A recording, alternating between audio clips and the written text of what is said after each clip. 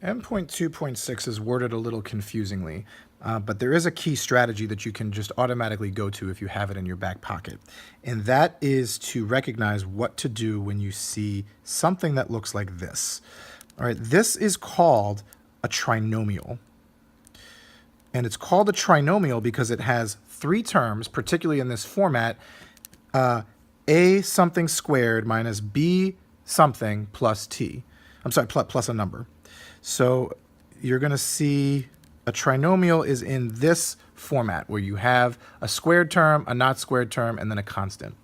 And the strategy that you always want to go to when you see this trinomial is you want to factor it as the product of two binomials. So you should get an expression in here and an expression in here. And I'm going to show you how to factor this particular trinomial. But if you need more practice with factoring trinomials in general, I would recommend go visiting the Khan Academy to learn about factoring trinomials, or reaching out to your teacher specifically and asking, can you give me more practice with factoring trinomials? So I'm going to show you how to factor this one, though.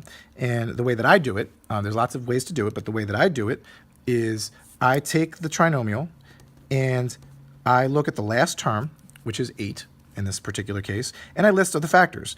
1 and 8 are factors, so 1 times 8 is going to give us 8, and I also 4 times 2, positive 4 times positive 2, or negative 4 times negative 2 can give us positive 8.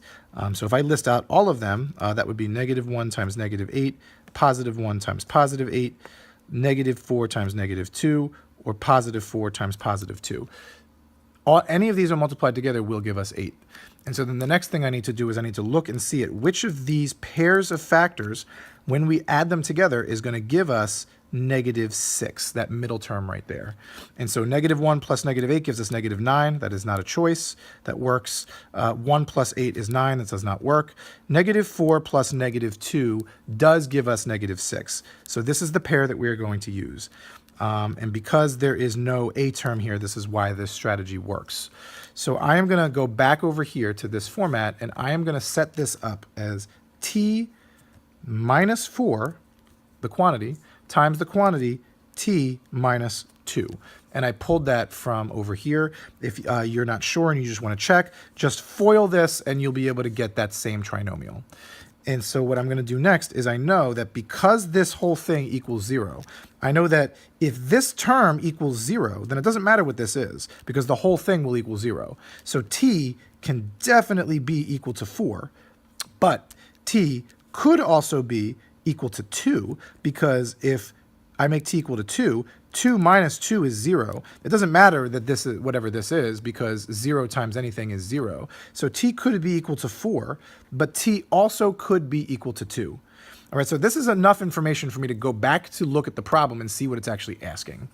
So it says if a and b are the two values of t, we found the two values of t that satisfy this equation.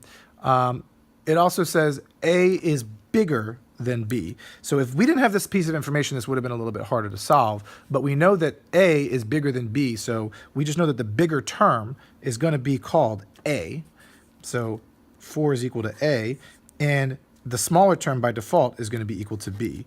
And so it says, what is the value of a minus b? Well, I just look and I see that a minus b is the same as 4 minus 2, which 4 minus 2 is equal to 2. So the key strategy for something like this, again, is to first recognize that you're seeing a trinomial, factoring that trinomial into two binomial terms, solving that when you set them equal to 0, and then using that information to answer whatever the question is asking. So the strategy, if you don't understand how to factor trinomials or what a trinomial is, ask Mr. D specifically for more practice with trinomial factoring. I'll write that down. You want specific practice with trinomial factoring. And you can also go look this up on Khan Academy, and there are many videos on YouTube that can help you out with that.